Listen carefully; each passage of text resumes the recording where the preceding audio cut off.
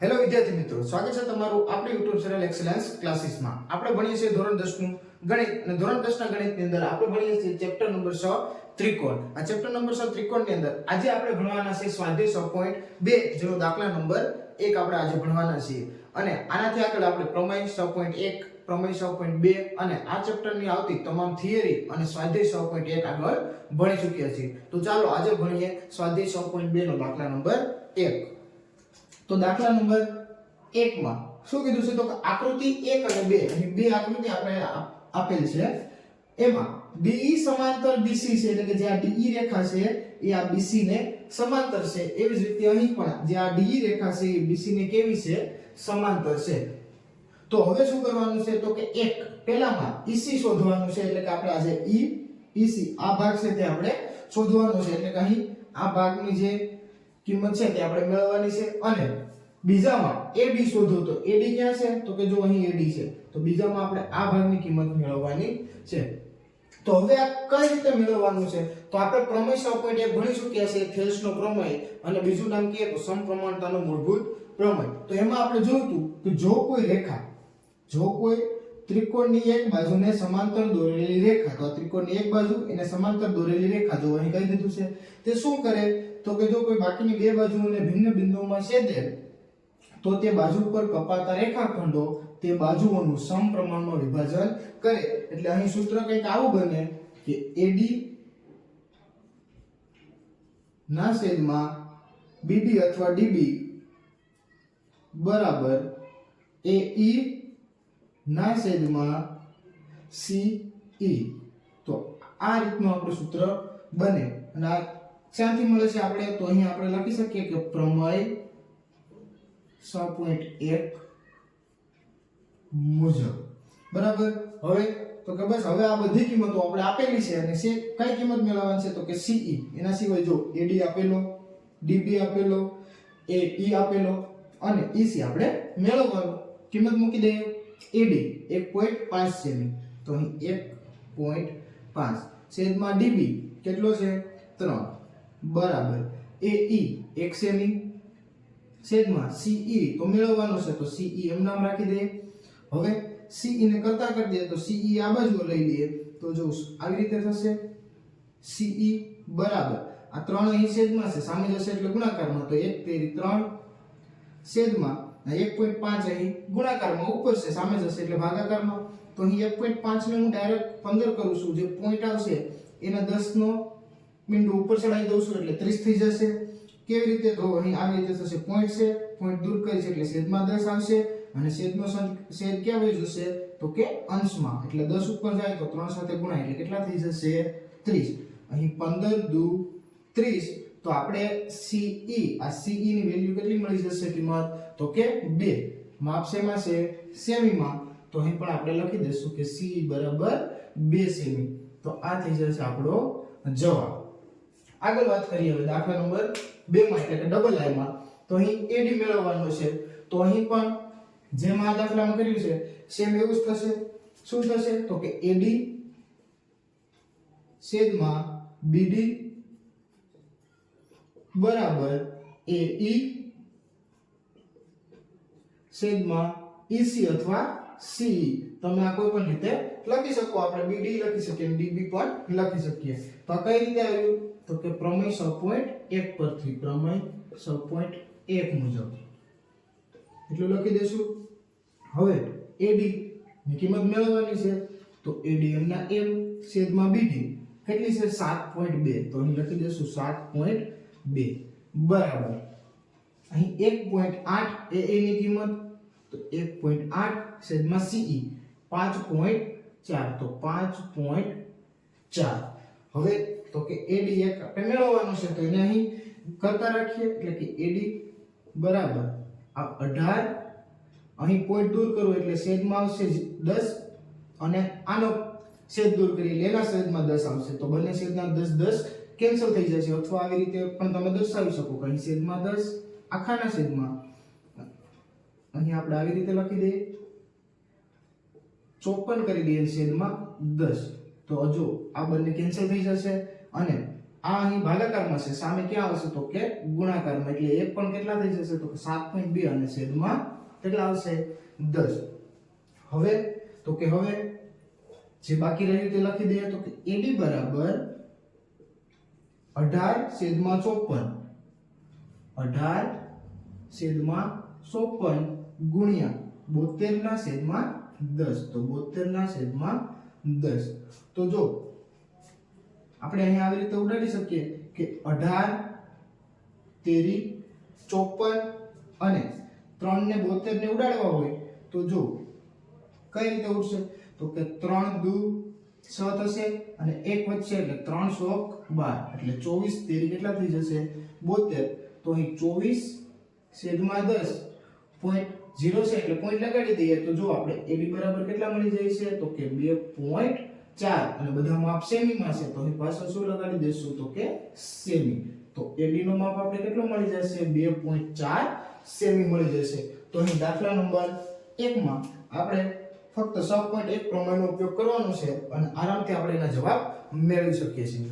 ચાલો તો જોઈએ હવે દાખલા નંબર 2. તો દાખલા નંબર 2 માં આપણે શું કીધું છે તો કે બિંદુઓ E અને F એ ત્રિકોણ PQR ની બાજુઓ અનુક્રમે PQ અને PR પર આવેલા છે. તો નીચેના દરેક વિકલ્પોમાં PF સમાંતર QR છે કે કેમ તે જણાવો. તો સૌપ્રથમ જે આ એટલું વિધાન છે તેની ઉપરથી આપણે આકૃતિ બનાવશું અને આકૃતિ બનાવ્યા બાદ આ વસ્તુ કઈ રીતે તેમાં લાગુ પાડવી તે જોશું અને પછી નક્કી કરશું કે આ જે આપણે સાબિત કરવાનું છે તે થશે કે નહીં. તો જો ત્રિકોણ કયો છે સૌપ્રથમ PQR. તો આપણે સામાન્ય એવી રીતે ત્રિકોણ દોરી લઈએ છીએ કે આવો ત્રિકોણ હશે. નામ શું આપી દઈએ તો કે PQR. હવે એના પછી શું કીધું છે તો કે એની બાજુઓ PQ અને PR ઉપર કોણ આવેલું છે તો કે E અને F. તો PQ ઉપર E અને PR ઉપર F. તો PQ એની ઉપર કોણ આવેલું છે તો કે અહીં આવેલો છે E અને PR ઉપર આવેલો છે F. તો આ બે બિંદુઓ લઈ લીધા. હવે તો કે આને આપણે જોડવાનું છે તો આપણે જોડી જ દઈએ સાથે સાથે. હવે જો PF સમાંતર QR તો આ EF સમાંતર QR આપણે કરવાનું છે. તો હવે જે અહીં માપ આપેલા છે તેના આધારે અહીં આપણે સાબિત કરવાનું છે. તો જોઈએ સૌપ્રથમ PE કેટલો માપ આપેલો છે તો 3.9 આપી દીધો છે. EQ ક્યાં છે તો કે અહીં કેટલો છે તો કે 3. એના પછી PF 3.6 અને FR RF કહું કે FR કેટલો આપેલો છે 2.4. તો હવે આપણે કઈ રીતે આ સાબિત કરશું તો કે આપણે થેલ્સનો પ્રમેય યાદ હશે એટલે આપણે ખ્યાલ છે કે જો આ રેખા છે એ QR ને સમાંતર હોય એટલે કે EF સમાંતર QR ક્યારે હશે જ્યારે અહીં જે આ રેખાખંડો કપાય છે તેનો ગુણોત્તર કેવો હશે તે બાજુઓનો તો કે ગુણોત્તર સમપ્રમાણમાં હશે. કેવી રીતે તો કે અહીં આ એટલે ઉપરનો ભાગ એટલે કે PE છેદમાં EQ બરાબર અહીં ઉપરનો ભાગ PF ના છેદમાં અહીં નીચેનો ભાગ FR. આ બંને કેવા હોય તો કે સમાન હોય. કે રીતે આપણે આવું કહી શકીએ તો કે પ્રમેય 6.1 મુજબ આપણે આવું લખી શકીએ. અથવા તો આપણે અહીં આ રેખાને સમાંતર સાબિત કરવાની છે તો એ સમાંતર સાબિત આપણે શેમાં કરી હતી તો કે થેલ્સના પ્રતિપ્રમેયમાં. તો આપણે એવી રીતે પણ કહી શકીએ કે જો આ બંને વસ્તુ સમાંતર થશે અહીં આ બંને વસ્તુ સમાન થશે તો આ બંને રેખા કેવી હશે સમાંતર હશે. તો ચાલો કિંમત મૂકી દઈએ. PE 3.9 છેદમાં EQ કેટલા છે તો કે 3 બરાબર સામે PF આપણે કેટલા છે 3.6 અને એના છેદમાં FR 2.4. આ વસ્તુ આપણે અલગ અલગ પણ ચેક કરી શકીએ પણ આપણે બરાબર લઈ અને ચેક કરતા જ જશું. જો અહીં પોઈન્ટ દૂર કરીશ એટલે 39 ના છેદમાં 30 થશે. અહીં પોઈન્ટ દૂર કરશું એટલે જો અહીં 10 નીચે આવશે અહીં 10 નીચે આવશે તો 10 10 કેવા થઈ જશે કેન્સલ થઈ જશે. એટલે અહીં તમે આવી રીતે ડાયરેક્ટ લખી શકો 36 ના છેદમાં 24. હવે તો જો 12 દુ 24 અને 12 તેરી 36, તો અહીં 3 ના છેદમાં 2 આવે છે. અહીં તો કે જો 15 દુ 30 થશે, ઉપર ભાગ આવશે નહીં. તો કઈ રીતે આપણે ભાગ ચલાવશું અહીં? તો કે અહીં 39 ને 30 ક્યાંય ભાગ ચાલશે નહીં. તો અહીં 39 ના છેદમાં 30, અહીં 3 ના છેદમાં 2. તો જોઈએ આપણે આવી રીતે લખી દઈશું કે 39 ના છેદમાં 30 બરાબર 3 ના છેદમાં 2. તો કે આ બરાબર છે? તો કે નહીં, બંને સમાન નથી. તો અહીં આપણે લખી દઈશું કે તેથી પ્રમેય 6.2 મુજબ શું થશે? પ્રમેય 6.2 મુજબ શું? તો કે જો આ બંને ભાગ સમાન નથી. જો બંને ભાગ સમાન હોય તો આ રેખા પણ સમાંતર નથી. અહીં જે ભાગ આપણે લખ્યા છે એ રીતે લખશું કે P of E ના છેદમાં EQ બરાબર PF છેદમાં FR થતા નથી. તેથી કઈ રેખાઓ? તો કે EF સમાંતર QR નથી.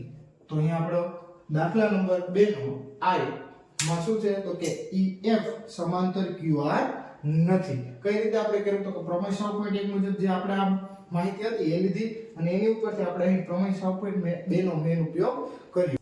ચાલો તો જોઈએ હવે આપણે ડબલ લાઈન. તો ડબલ લાઈનમાં પણ આવી સેમ આકૃતિ બનશે, કેમ કે આપણે એકમાં સૂચના તો બંને માટે સેમ જ છે.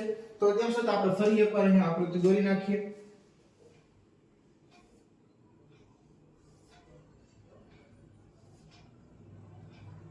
અહીં આ રેખાને આવી રીતે દોરી છે મેં, EF PQ R રેખાને મેં આવી રીતે દોરી છે. અહીંયા રેખાખંડ બનાવી દીધો છે, તો એમાં આપણે કશો ફરક નહીં પડે. હવે જોઈએ PE કેટલા આપેલા છે? 4. તો PE 4 આપેલા છે.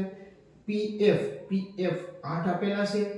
QE 4.5, QE 4.5 અને FR અથવા RF કેટલા આપેલા છે? 9. તો હવે અહીં સમાંતર સાબિત કરવું છે. તો પ્રમેય 6.1 મુજબ કઈ રીતે? જો આ નો ગુણોત્તર સમાન આવશે, બંને બાજુઓના જે રેખાખંડો કપાય છે એનો ગુણોત્તર સમાન આવે, તો QR અને EF સમાંતર થાય. જેમ બાજુનામાં કરેલ છે તેવી જ રીતે કરશું અહીં પણ. PE ના છેદમાં EQ બરાબર PF ના છેદમાં FR અથવા RF. હવે કિંમતો મૂકી દે. PE 4, EQ 4.5 બરાબર PF 8 છેદમાં FR કેટલા છે? તો કે FR 9 બરાબર છે. ચાલો હવે આપણે જોઈએ. જો અહીં ઉપર 4, અહીં આવી રીતે કરી દઈએ. 4.5 માંથી 0 દૂર કરશો એટલે છેદમાં કેટલા આવી જશે? 10. તો આ 10 ક્યાં જવા દો? ઉપર. તો 4 સાથે 10 ગુણ્યા એટલે કેટલા થઈ જશે? 40 બરાબર. અહીં 8 અને 9 એમના એમ. હવે તો કે જો 5 8 40 અને 5 9 45, તો 8 ના છેદમાં 9 બરાબર 8 ના છેદમાં 9. આ બંને સામે સામે કેવા આવે છે? સમાન. એનો મતલબ કે આ બંનેના ગુણોત્તર સમાન આવે છે. જો બંનેના ગુણોત્તર સમાન આવે તેનો મતલબ શું થાય? તો કે QR સમાંતર EF છે. તો અહીં આપણે લખશું કે અહીં 6.2 પ્રમેય મુજબ બાજુઓનો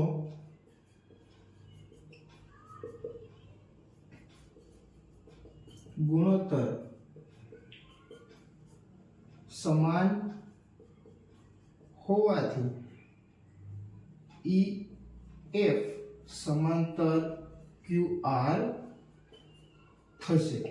તો અહીં ડબલ લાઈનમાં આપણે શું મળે છે? તો કે EF સમાંતર QR મળે છે અને એક નંબરમાં I માં આપણે સમાંતર મળતું નથી. તો આપણે આવી રીતે લખી શકીએ અને આવી રીતે લખી શકીએ. એટલા માટે બંનેમાં અલગ લખેલું છે, તમને ખ્યાલ આવે. તો અહીં દાખલા નંબર 2 માં I માં સમાંતર રેખા નથી, જ્યારે ડબલ I માં સમાંતર રેખા જોવા મળે છે. ચાલો તો જોઈએ હવે આપણે ટ્રિપલ I. તો ટ્રિપલ I માં પણ સેમ એ જ રકમ લાગુ પડશે કે EF એ PQR ની બાજુઓ અનુક્રમે PQ અને PR પર આવેલા છે. તો જે ત્રિકોણ હતો એવો જ આપણો ત્રિકોણ થશે. તો અહીં ફરી આપણે દોરી દઈએ છીએ. તો આ રીતનો ત્રિકોણ થશે. હવે અહીં શું તો કે EF સમાંતર QR છે. તો અહીં આપણે નીચે અહીં નામ આપી દઈએ PQR. તો જે નીચે QR આવી છે એને એક સમાંતર રેખા દોરી દઈએ અને એને શું નામ આપવાનું છે EF. તો અહીં એક બિંદુ છે તે E અને અહીં એક બિંદુ છે તે F. તો અહીં આવી જ રીતે આપણે આકૃતિ આગળના 2 માં પણ દોરી હતી. ચાલો હવે અહીં શું માપ આપેલા છે તો કે PQ બરાબર 1.28 છે. PQ એટલે કે આખાનું માપ આપેલો છે. તો અહીં આપણે આવી રીતે કરી શકીએ કે આ આપેલો છે 128. આવી રીતે રાખી દઈએ એટલે ખ્યાલ આવે કે આખાનું માપ છે. એના પછી બીજો માપ આપેલો છે PR 2.56. તો PR તો અહીં આ સાઈડ આખો માપ આપેલો છે 2.56. તો આ રીતે દર્શાવી દઈએ. આગળ PE 0.18 સેમી. તો PE ક્યાં છે તો PE આ ભાગ કેટલો આપેલો છે તો કે 0.18. એના પછી PF કેટલો આપેલો છે 0.36. તો PF અહીં આપેલો છે 0.36. તો આવી રીતે થઈ ગયું. હવે તો કે હવે આપણે શું મેળવવાનું છે તો કે અહીં આપણે સાબિત કરવાનું છે કે EF સમાંતર QR છે કે કેમ તે કહેવાનું છે. આપણે અહીં તો લઈ જ લીધી, પરંતુ અહીં આપણે સાબિત કરવાનું છે કે આ કેવી છે તો કે સમાંતર જ છે. તો કઈ રીતે કરશું તો જો આપણે પ્રમેય 6.1 મુજબ કરીએ તો જો આ ઉપરનો ભાગ એના છેદમાં આપણે આખો ભાગ લઈ શકીએ તો કે હા. તો આવી રીતે કરીએ અહીં તો કે PE ના છેદમાં આ PE ના છેદમાં આખો ભાગ કોણ આવશે PQ. તો અહીં લખી દો છેદમાં PQ બરાબર કયો ભાગ લેશું તો આ અડધા ભાગના છેદમાં આખો ભાગ. તો બસ આ જ રીતે આ સાઈડ પર થશે આ અડધો ભાગ એના છેદમાં આખો ભાગ. અડધો ભાગ એટલે PF, અડધો ભાગ એટલે PF અને એના છેદમાં આખો ભાગ PR. તો અહીં છેદમાં લખશું PR. કઈ રીતે કર્યું આપણે તો પ્રમેય 6.1 મુજબ થઈ શકે અથવા તો આપણે આવું થવું જોઈએ. પ્રમેય 6.1 મુજબ આપણે આવું લખ્યું પણ આવું થાય ક્યારે તો કે જો આ EF છે સમાંતર QR હોય ત્યારે. તો જો આવું થશે અહીં આવું થશે તો આ બંને રેખાઓ કેવી હશે સમાંતર હશે. તો અહીં ઉપર મુજબ મતલબ આ જે આપણે કર્યું છે તો અહીં ઉપર મુજબ થાય તો શું થાય તો આ બંને સમાંતર થાય એટલે કે EF સમાંતર QR થાય. તો આપણે બંને સમાન છે એવું બતાવવું પડશે. તો PE ના છેદમાં PQ વારાફરતી બંનેને લઈ લઈએ. PE ના છેદમાં PQ. તો PE કેટલો માપ છે તો કે 0.18. તો લખી દઈએ 0.18 છેદમાં PQ નો માપ કેટલો છે 1.28. તો લખી દઈએ 1.28. સાદુરૂપ આપીએ તો જો અહીં પોઈન્ટ પછી 2 અંક, અહીં પોઈન્ટ પછી 2 અંક. તો ડાયરેક્ટ પોઈન્ટ આપણે દૂર પણ કરી શકીએ. એવું જો ન ખ્યાલ હોય તો અહીં આપણે આવું લખી શકીએ પોઈન્ટ દૂર કરો એટલે ખાલી 18 લખીશ. પોઈન્ટ પછી 2 અંક એટલે છેદમાં કેટલા લખવાના 100. આખાના છેદમાં 1.28 ની જગ્યાએ 128 એના છેદમાં કેટલા આવી જશે 100 કેમ કે પોઈન્ટ પછી 2 અંક. તો આ 100 અને આ 100 બંને કેવા થઈ જાય કેન્સલ. જો એવું ખ્યાલ ન આવે તો તમે આવું કરી શકો. આ આખું ઉપરનું એમ રહેશે એટલે કે 18 ના છેદમાં કેટલા 100 એને ગુણ્યા આ જે નીચેનું છે આખું ઉલટાવી દેવાનું એટલે કે 100 ઉપર વયા જશે અને 128 ક્યાં આવી જશે નીચે. પછી 100 આપણે કેન્સલ કરી શકીએ. અહીંયા કે એવી રીતે થશે. હવે તો અહીં જો બંને બેકી સંખ્યા છે કોઈ બેકી સંખ્યા વડે તો ઉપસે. જો 2 વડે પ્રયત્ન કરું તો અહીં 2 નવા 18. અહીં 2 વડે પ્રયત્ન કરીશ તો 160 દુ કેટલા થઈ જશે 128. તો ઉપર નીચે 2 ઉડી જશે. તો અહીં PE ના છેદમાં PQ બરાબર આપણે કેટલા મળે છે તો કે 9 ના છેદમાં 66. હવે 9 ના છેદમાં 66 ના છેદ ઉડશે તો કે નહીં કેમ તો કે 9 ના ઘડિયામાં ક્યાંય 66 આવશે નહીં અને બંને એક ઘડિયામાં ક્યાંય ભેગા પણ થશે નહીં. તો આપણે એમ નામ રહેવા દઈએ. આગળ જોઈએ બીજો ભાગ તો કે PF છેદમાં PR બરાબર શું થશે તો કે જો PF કેટલો આપેલો 0.36 તો લખી દે 0.36 છેદમાં તો કે આખો ભાગ લેવાનો છે PR 2.56 તો અહીં લખી દઈએ 2.56. તો હવે જો અહીં પણ પોઈન્ટ પછી 2 અંક ઉપર પણ પોઈન્ટ પછી 2 અંક તો જો આના જેવું થશે તો તમે ડાયરેક્ટ સમજી શકો કઈ રીતે લખાય તો કે 36 ના છેદમાં 256 કઈ રીતે તો કે પોઈન્ટ પછી 2 અંક અહીં પોઈન્ટ પછી 2 અંક તો અહીં છેદમાં 100 બંને કેવા થઈ જશે કેન્સલ થઈ જશે તો 36 ના છેદમાં 256 છેદ ઉડાડીએ તો કઈ રીતે થશે તો સૌપ્રથમ 2 વડે કરીએ આપણે તો 2 ગુણ્યા 18 તો કેટલા થઈ જશે 36 તો અહીં 18 એવી જ રીતે અહીં 2 વડે કરું તો કેટલા આવી જશે તો કે 2 * 2 2 * 4 2 વચ્ચે 2 * 8 16 તો જો 2 કેવા થઈ જશે કેન્સલ 18 ના છેદમાં 128 આવું તો આપણે અહીં પણ મેળવ્યું હતું 18 ના છેદમાં 128 તો શું છેદ ઉડીને આવશે તો કે ફરી 2 વડે ઉડાડશું એટલે 9 ના છેદમાં 66 તો અહીં આપણે PF ના છેદમાં PR કેટલા મળે છે 9 ના છેદમાં 66 તો અહીં આપણે લખી શકીએ કે આ બંને કેવા છે તો કે સમાન છે કે જો આ બંને સમાન થાય તો આપણે શું હતું તો કે EF સમાંતર QR થાય તો અહીં આપણે કહી શકીએ કે અહીં EF સમાંતર QR થશે કારણ પણ આપણે ખ્યાલ છે શું તો કે PE ના છેદમાં PQ બરાબર PF ના છેદમાં PR અહીં આપણે કારણ અહીં દર્શાવવાની જરૂર નથી કેમ કે એ પહેલા આપણે અગાઉ દર્શાવી દીધું હતું તો અહીં સ્વાધ્યાય 6.2 ના દાખલા નંબર 2 પૂર્ણ થાય છે આનાથી આગળના દાખલા છે તે હવે જોશું આપણે આગળના વિડિયોમાં.